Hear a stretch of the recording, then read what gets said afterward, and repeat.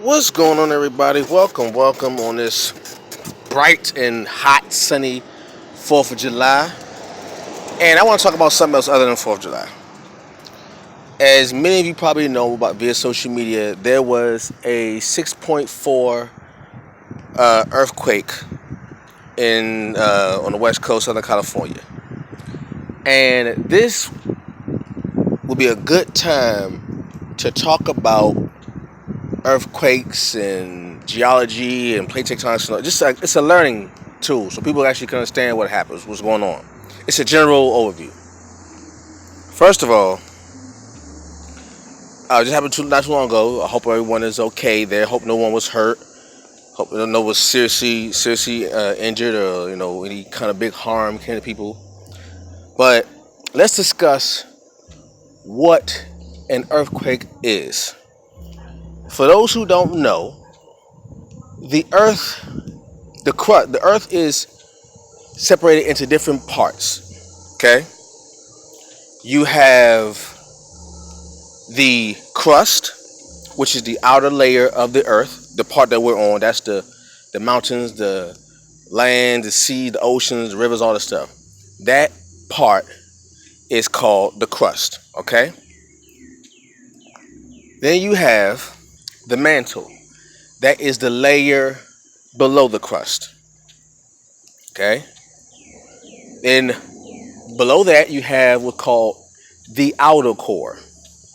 Okay. And then in the center of the earth, you have what is called the inner core. Okay. The inner core of the earth.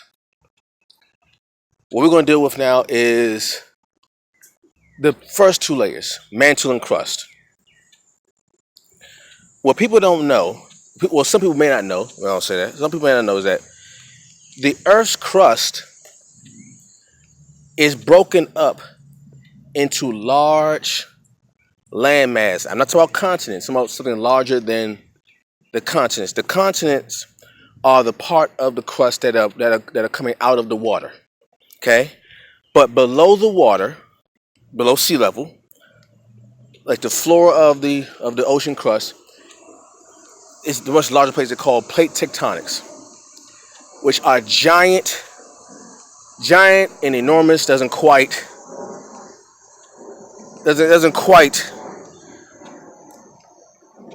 let you know how big these things are.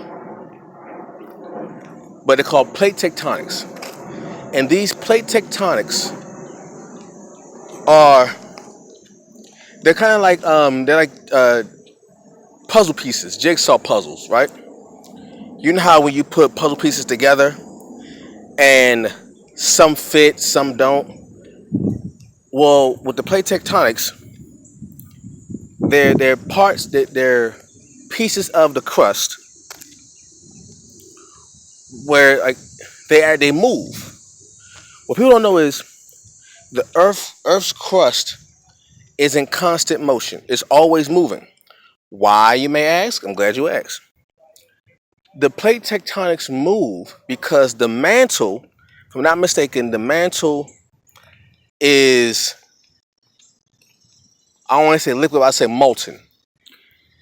But this, if you ever put like a flat, like you put like a few flat objects over a liquid surface, well, what happened is the flat objects will move because the movement of the water or the molten rock, aka the mantle,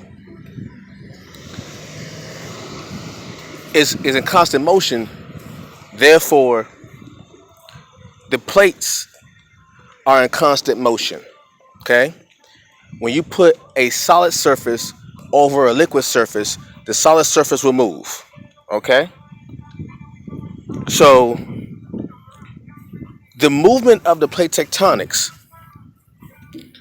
is what causes earthquakes. And you have earthquakes for different reasons. One, you have earthquakes because you may have an eruption, like a volcano eruption. Volcanic eruptions happen, and because of the volcanic eruptions, it shakes the ground, thus making an earthquake. Okay? Or you may have a movement in the plate tectonics. Okay? If you have two solid masses colliding together, there's going to be a collision, and that collision will cause an impact, and that impact will move things around. Okay? I don't know why I did this, but I'm just gonna do it anyway. So, the plate tectonics, because they're in constant motion, because they're on top of the mantle of the earth, they move around. And these large plates, these large land masses, were made of solid rock and iron and water on top of the plates. All these different solid objects. They move around and they bump into each other. And when they bump into each other, we say two or more objects cannot occupy the same space at the same time. Well, in quantum physics, that's different. But so like on a more macro level, two objects can't occupy the same space at the same time. When you have two or more masses occupying the same space at the same time, eventually one of them has to be moved. You will have resistance, and that resistance builds friction, and that friction creates a collision. That collision creates vibrations in the earth, in the ocean, and that vibration you feel is an earthquake. Okay? That's what an earthquake is. An earthquake is the result, it's the end result of a collision or an explosion. Explosion being like a volcano, or collision being the plate tectonics moving. Now, if you were to look at the map of the globe and look at the plate tectonics, right? All the continents have their own individual plate tectonic. You also have the plate tectonics in certain oceans, like the Pacific plate. If you look at because most of the earthquakes that happen in the United States happen on the West Coast, California, all that stuff. You'll have a few of them on the East Coast. I remember some years ago there was an earthquake. I think that happened in Pennsylvania. It was somewhere happened on the East Coast. I was living in Pennsylvania at the time, and we felt the aftershock. But most of the earthquakes that happen in the United States happen on the West Coast. Why? If you look at the surface, or if you look at the crust of the planet Earth without the waters, you will see these large lines in the crust of the earth. Those lines are kind of like lines of demarcation for the separation of the plate tectonics, right? And there is a large, it's called a ring of fire. I'll explain why. There's a large plate tectonic in the Pacific Ocean. And the Pacific Ocean is in between the western part of North and South America, and you have the East Coast, Eastern Asia, Japan, China, the Micronesia, Philippines, all that, and also Australia. It's called a ring of fire. That location is one big plate tectonic, and it is known for causing a lot of earthquakes in Japan and, more specifically, California. That is always moving because there's a lot of volcanoes there. As a matter of fact, that is where you get the Hawaiian Islands. People think that we think about Hawaii, think about those 5 or 6 islands that people vacation, but no, no, no. The Hawaiian Islands are a group of a group of islands that range like in the hundreds. Actually, there's more than just those 5 or 6 islands you see on the U.S. map. There's like 200 of them, and what happens is that ring of fire, that plate tectonic, that has underwater volcanoes. And what happens is when the volcanoes are erupting underwater, and some of them come above the ocean, come above the ocean, it makes new land. And if you look at a complete map of the Hawaiian Islands, you'll see a long line of islands ranging in different sizes. That is where the Ring of Fire is. Okay? Hawaii is on the west coast of the United States, in the middle of the Pacific Ocean. That Ring of Fire, that plate tectonic, is most likely what's causing the earthquakes in California. Matter of fact, it is what's causing it. It's what's causing the volcano eruptions in Hawaii. It's what's causing the earthquakes in California. If you were to go to that land area in the Ring of Fire, 9 times out of 10, if you were to check to see if there was a volcano eruption or an earthquake, chances are that will be the cause of the earthquake in California.